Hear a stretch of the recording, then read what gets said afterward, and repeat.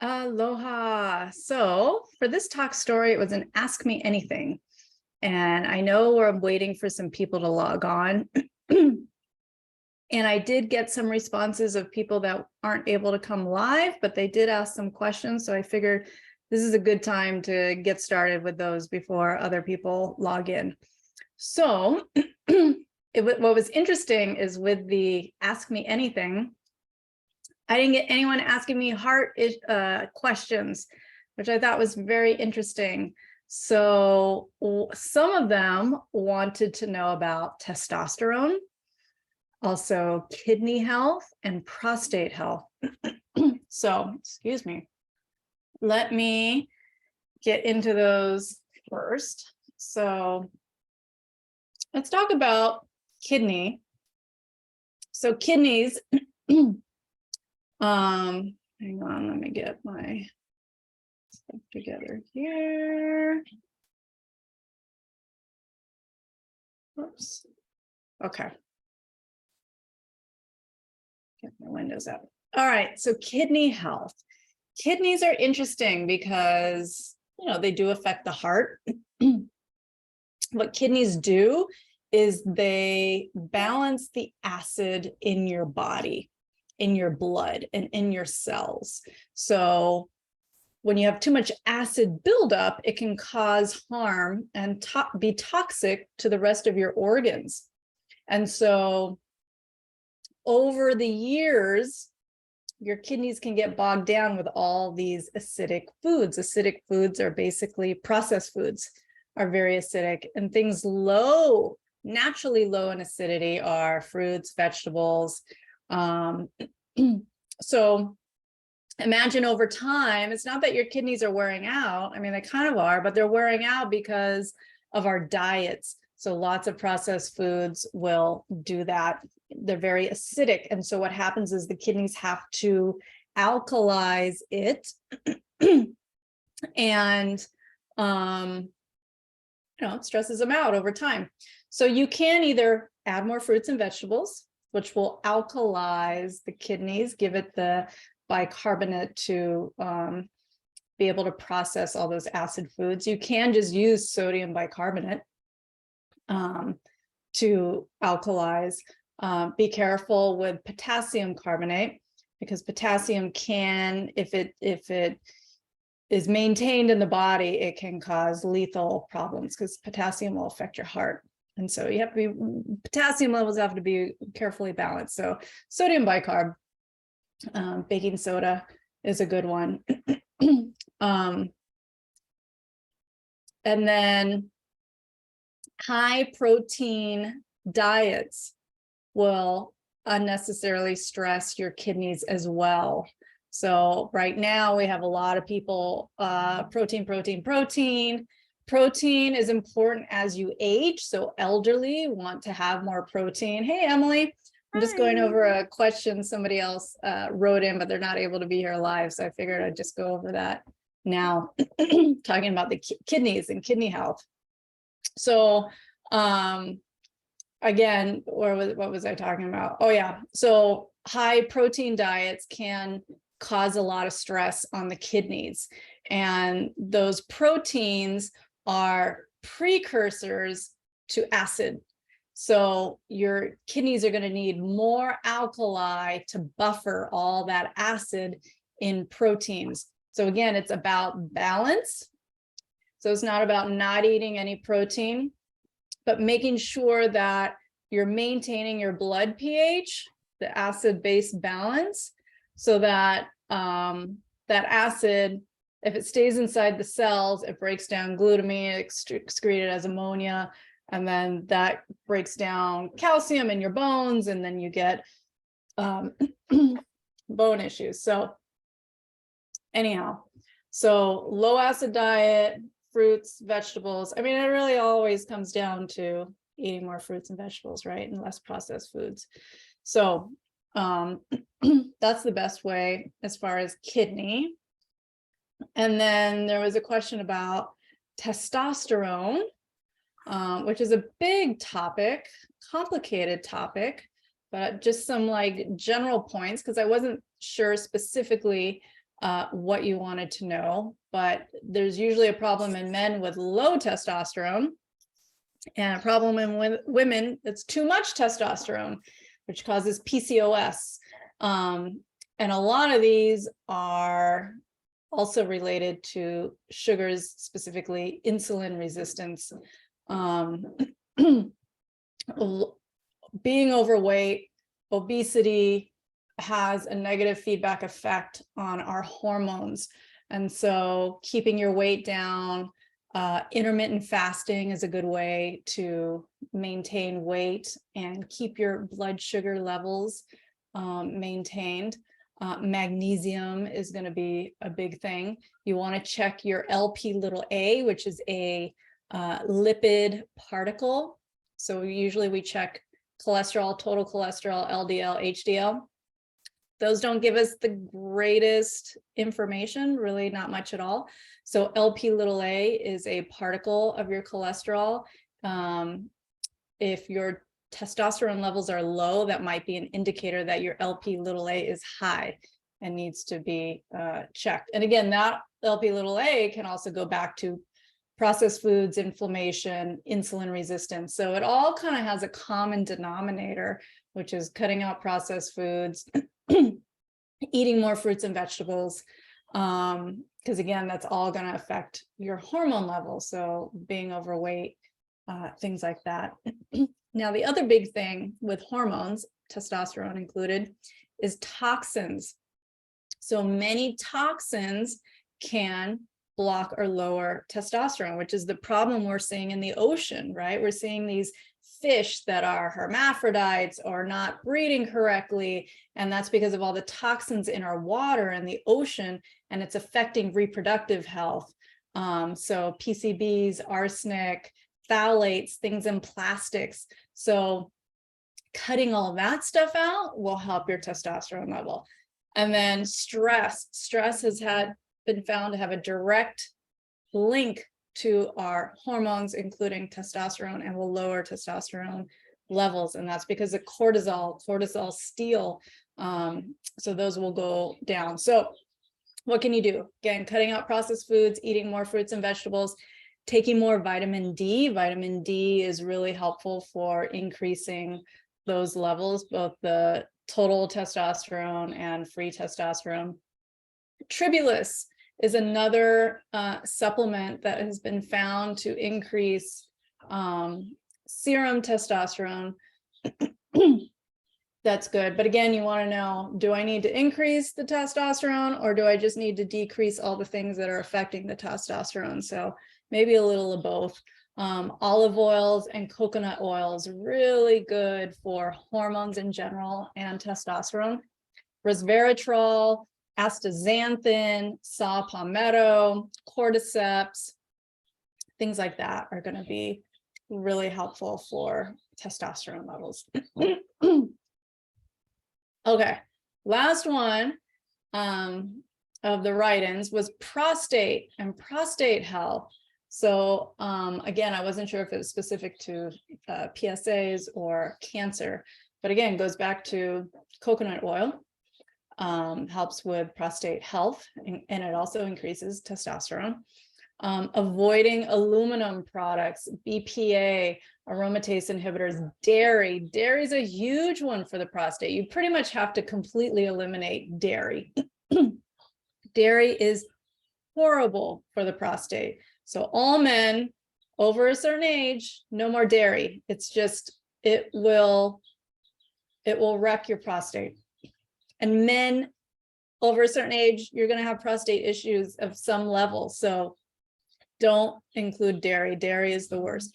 And again, going back to toxins, so eliminating certain, just being mindful of not using plastics, not cooking in plastics, not holding your water in plastics, not storing your food in plastics, being careful of the products that you're using on your skin that might be absorbing into your body. Those are hormone disruptors.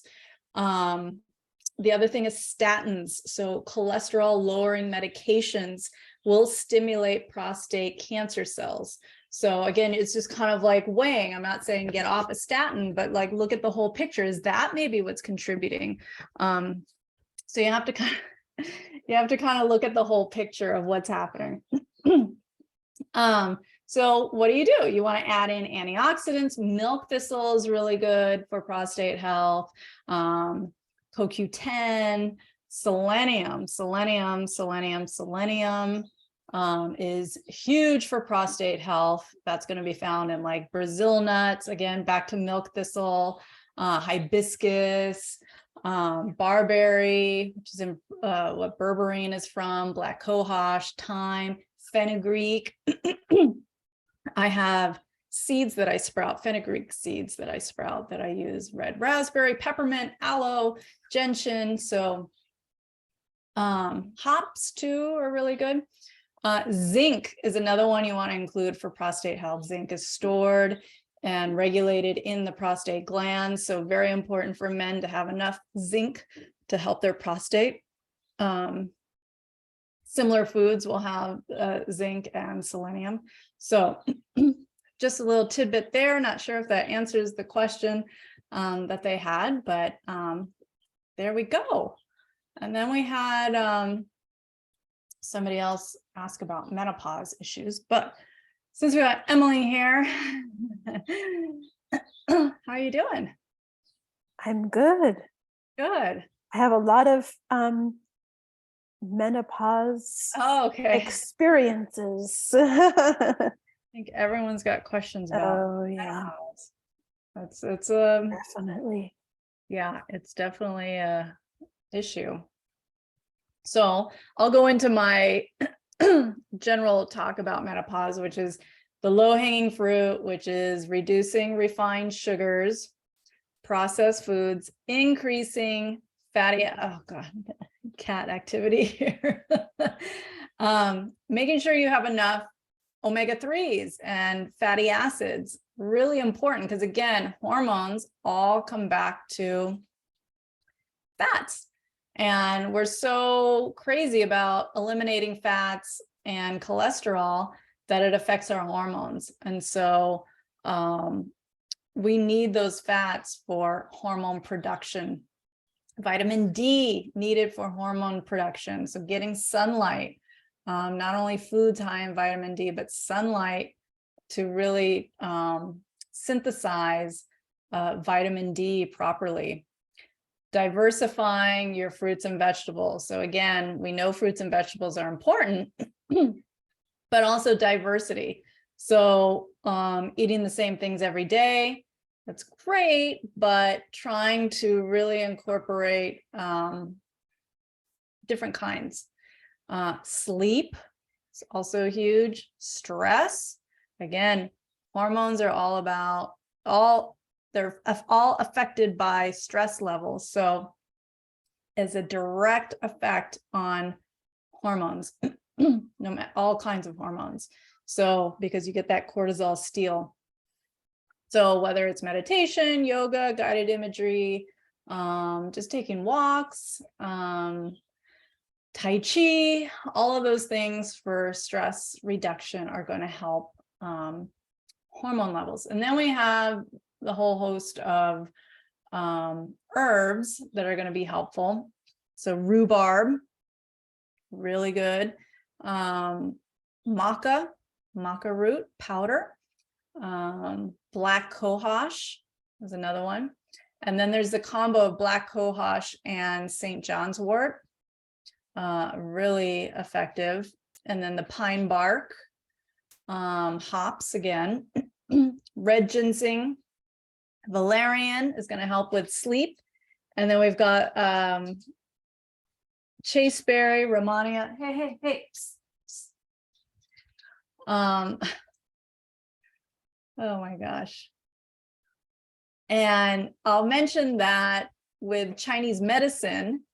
So for me, I started getting hot flashes and then I went to Chinese medicine because I've used Chinese medicine for, hey, Cookie. It's like nails on a chalkboard. He's scratching at the mirror. So Chinese medicine, what the idea of Chinese medicine is, when you're having hot flashes, you have too much heat, too much yang energy in your body. So you want to balance the Jing energy and the yang energy. And as you age, you tend to lose some of that Jing energy, and that creates the hot flashes, aging in general. So using herbs to kind of balance that Jing and balancing out so you don't have too much yang heat. So I go to Dragon Herbs. That's where I buy my Chinese herbs, and I get the Natural Woman and the Profound Essence. So the Profound Essence is helping pull that yang energy out. The Natural Woman is more of a balancing. And then I also use Return to Youth, which is more balancing as well. So that's my general talk about menopause. What did you have anything more specific, Emily? In terms of menopause, I just know for myself that I just have noticed for myself, if my sugar intake it doesn't have to be like 10 candy bars a day, but even if I'm having a little bit of sugar, I've noticed that definitely has an effect with the hot flashes. Yeah, it's like it triggers the hot flashes. It just gets the whole, like that whole cycle rolling of the hot flashes. Like totally. Same. Yeah, it's interesting how food really has a direct impact on how we feel and the health of our bodies, you know. I mean, it's not surprising and surprising, you know. But yeah, so are you still cutting out those sugars and stuff? Oh yeah. Yeah. Yeah, I haven't been since, is this the third week that we've met, or the fourth? I think the fourth. Yeah, I think the fourth. Yeah, so I've definitely have not been buying candy bars at the, the grocery store. So yeah, and not feeling that need for it as much as I did before. Before it was almost like this desperate, like almost not even having control over it. Just like basically not having any control over the sensation, the need for the sugar. So but I had, is there anybody else that's coming, or? No, Okay.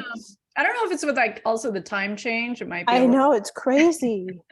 So yeah, I had people write in with questions, but so they couldn't make it. So I don't know if it's week or maybe the time change. So I don't know. Okay. So I wanted to ask, I wrote down just a bunch of things that kind of came to mind. I know we talked a little bit last week about some foods, but some other things that we haven't talked about that came to mind that maybe we can discuss a little bit, and other people might benefit from it. Sure. I wanted to ask you about nuts and seeds, because I eat a lot of nuts and seeds, and I buy organic, raw, unsalted, unroasted of whatever nuts and seeds I'm eating. I'm not just like going for the Planters nut mix that's filled with salt. So are there any that we should not eat? No, they're all good. I mean, there's an argument that could be made that peanuts are not the best because they're actually a legume. They're not actually a nut. And they could have some mold. They can have mold on them. So But again, peanuts kind of go in the egg category where they're demonized. Some people have a real problem with them and other people don't. So if you eat peanuts and no problems and your health is great, then that's fine, you know, peanuts and peanut butter. But if you're sort of like the kind of person that, you know, maybe has some chronic health issues, some issues with mold and lung issues and just some chronic disease issues, then maybe avoid peanuts because it might aggravate some of your issues. But otherwise, no, nuts and seeds are amazing and we should be eating plenty. Plenty, yeah. Because I love like raw almonds, walnuts, cashews. What else do I have? Sunflower seeds, papita seeds, like just yeah. So I try not to, I mean, I also know too, like just because, you know, they're healthy and good for us, I'm not like eating the whole bag, you know, I kind of like, you know, I'm careful with how much I eat, but I eat them every day. Yeah, that's fine. Or I put them on, like I'll make like a fruit salad and then like smash them up and put them on my fruit or. Yeah, because the thing with nuts and seeds is they have a lot of trace minerals. And a lot of times trace minerals are destroyed through chemicals like, you know, whether it's pesticides, aluminums, phosphates, toxic heavy metals that are in the environment. What they do is they latch on to our minerals and they can mimic our minerals as well. And mineral health is super important for cellular health and our DNA. So making sure that we're not getting damaged DNA, which then leads to health problems. So nuts and seeds are like one of the huge categories that have good major and trace minerals in them. Selenium, things like that. So yeah, I would just say, make sure you keep a variety. The main things is, like you said, organic, raw, salted or unsalted.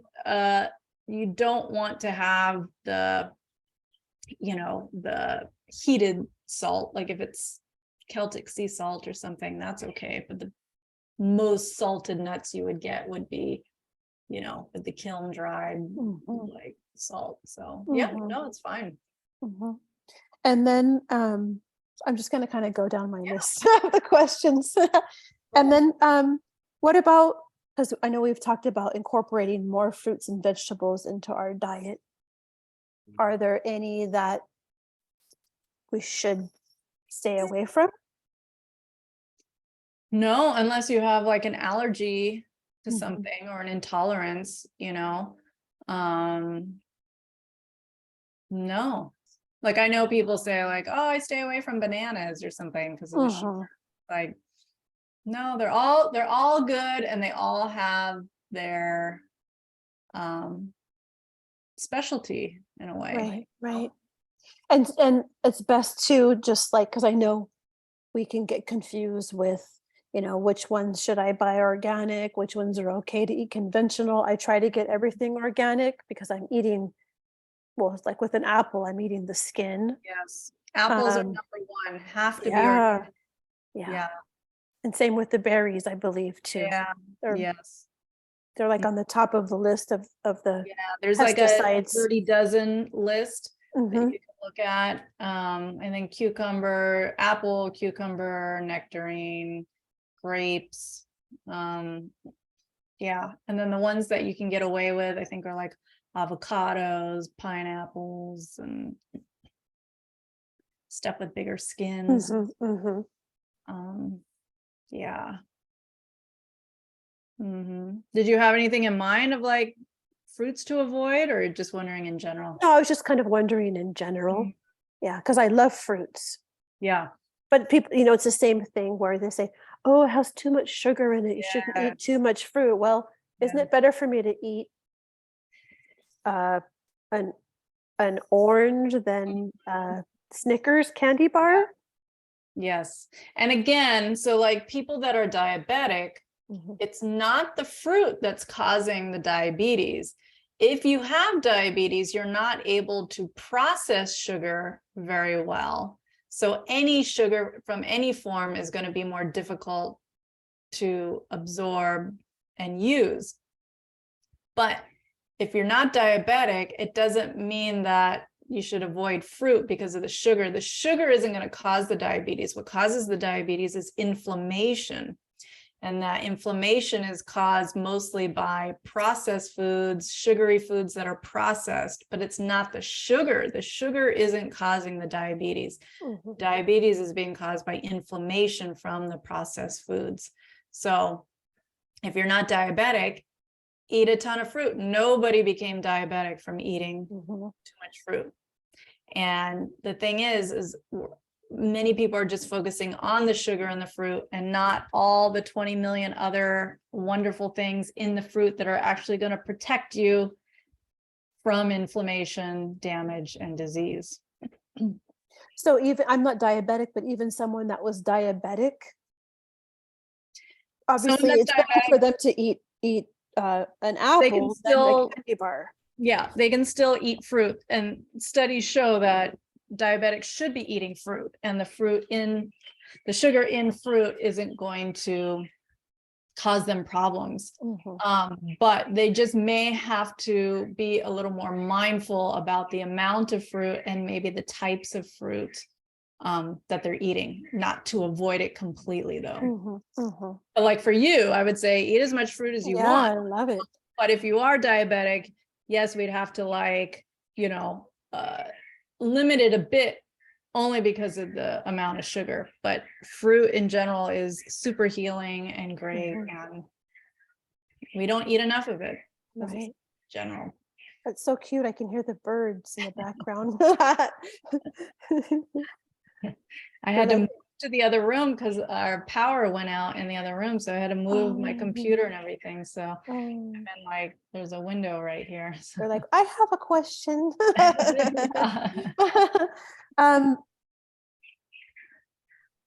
Okay, I'm just, again, like I said, I'm just going to go down my list. Yeah. What about yogurts? I don't eat yogurt. I rarely eat yogurt because of the congestion that it causes for me. It's like instantly I get super congested. But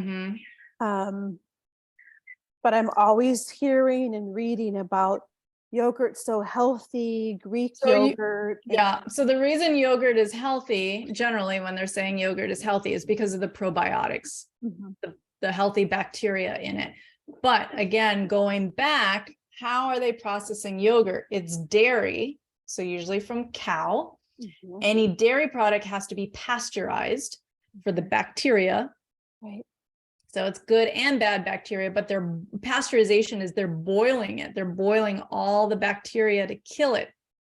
Well, now you've just killed all the live good bacteria, the probiotics in it. So what do? They add it back in after. So why not just take a probiotic supplement? And then you bypass having to eat dairy, Now, if you enjoy yogurt and the texture and just want to eat yogurt, I recommend coconut yogurt. I recommend coconut yogurt even if, no matter what, because the coconut yogurt isn't going to be dairy. Right. But it's still yogurt. You still get that yogurty taste. It is more expensive than cow's milk yogurt.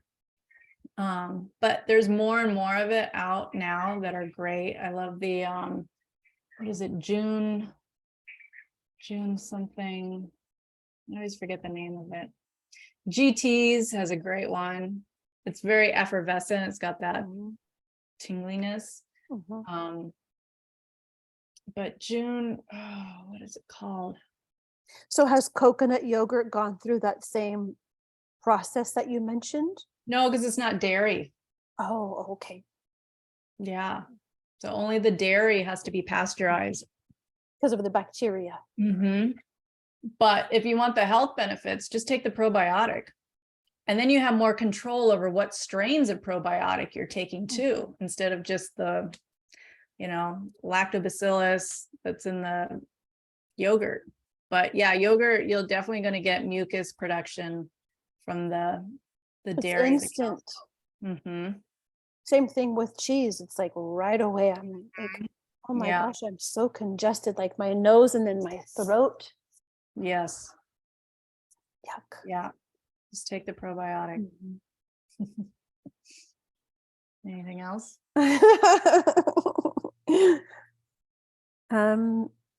I listened to your little video earlier about the wheat. Oh yeah. So what about whole wheat, and make sure that whole wheat is the ingredient, not wheat. Yeah, so unfortunately, we don't really have a lot of whole wheat in our society. Most of the wheat is processed. I guess you could get the what is it? The ein. I'm forgetting the name. I can picture it, but I can't. I don't eat any wheat, so it's not at top of mind for me because I don't use it. But the one that's in the refrigerator, I used to eat it. Anyhow, whole wheats like that are usually in the refrigerated section. Or when you go to Europe. When you go to Europe, they're eating different kinds of wheat. And that wheat, so the wheat is really interesting because I went to a conference years ago. And this guy did a study.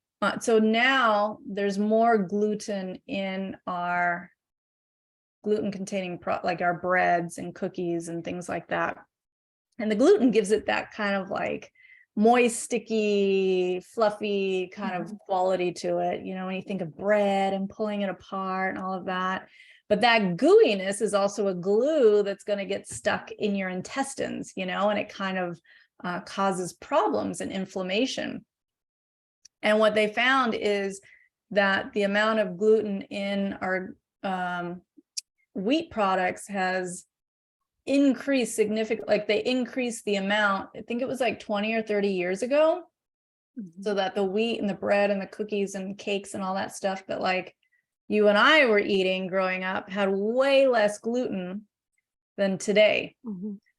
And how that's affecting our digestion and our gut and how we feel after has been affected. And so what he did was a study, and he could tell by someone's age the amount of problems they would have in their gut. So somebody in their 70s or 80s would just be starting to have gut problems versus somebody that was like 20 years old and never experienced eating foods with less gluten in it. Their gut never had a chance. Where somebody in their 70s or 80s had all that time of not really ingesting all that gluten until just the last 20 years.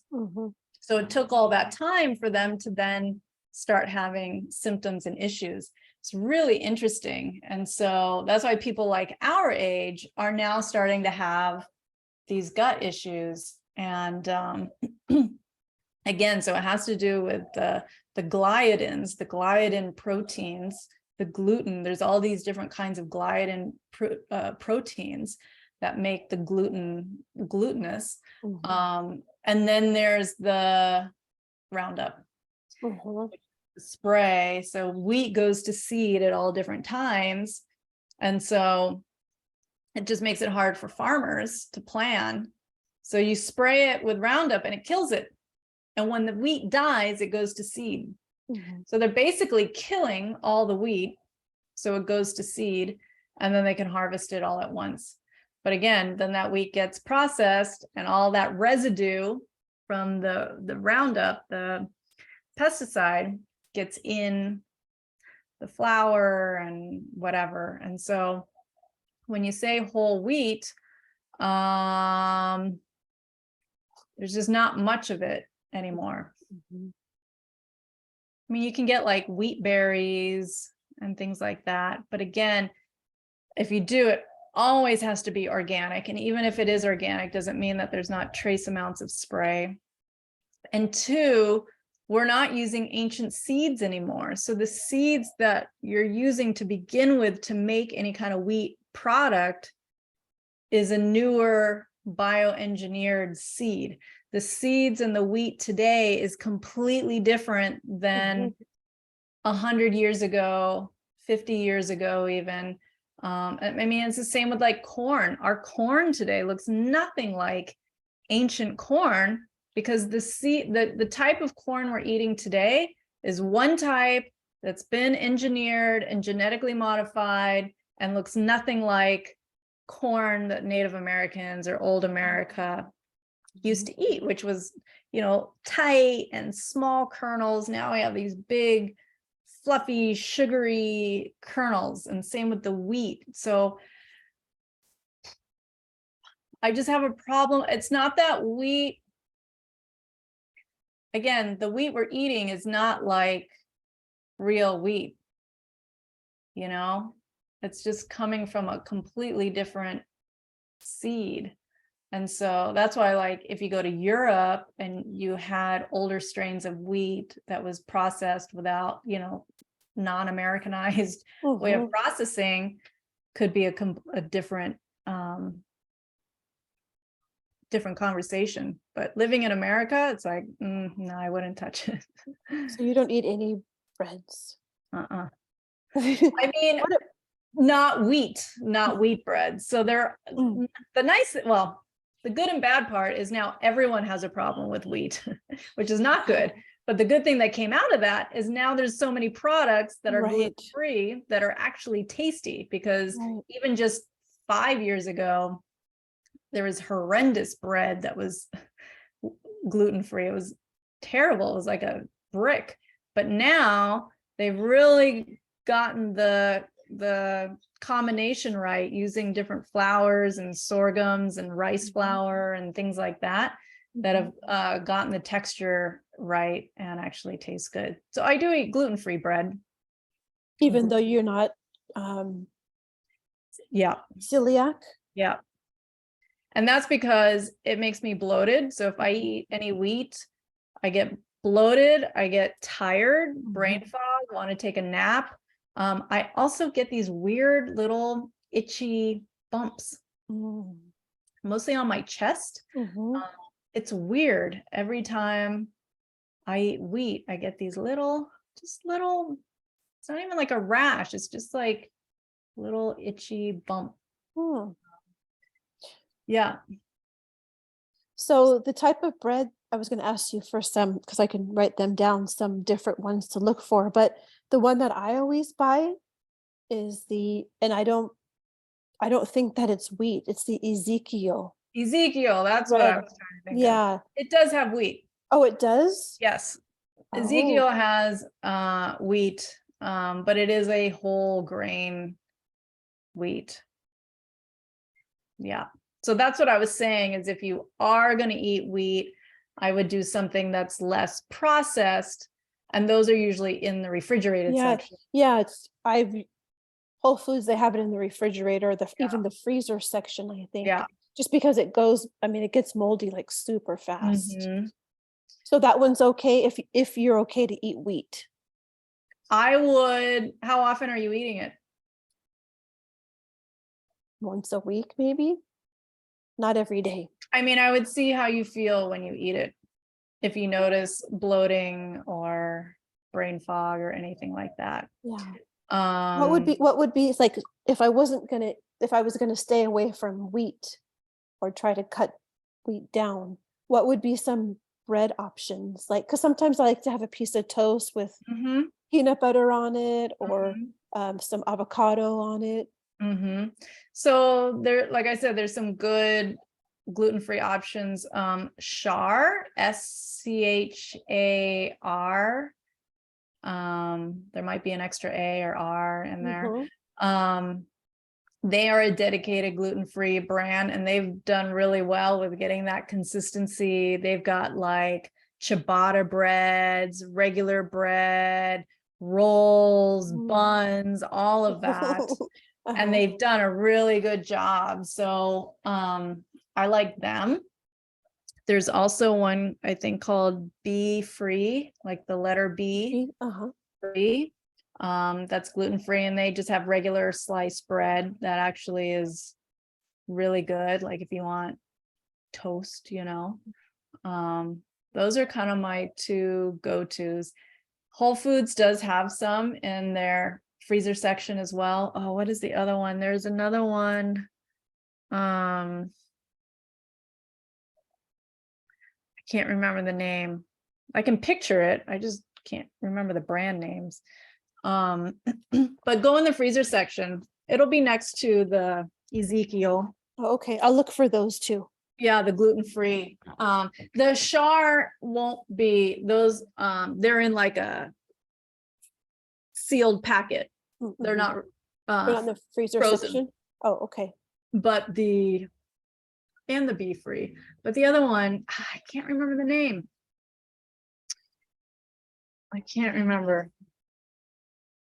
But yeah, but look, Whole Foods has some gluten-free options too. Not my favorite ones, but they do in a pinch. When you're craving a piece of bread. Yeah.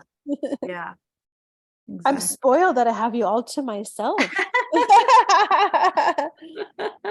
How are we doing on the time? All your burning questions. I Wow, it's already been 40 always minutes. have questions. Yeah. Always. Well, I think that's good for now. I'll stop the recording.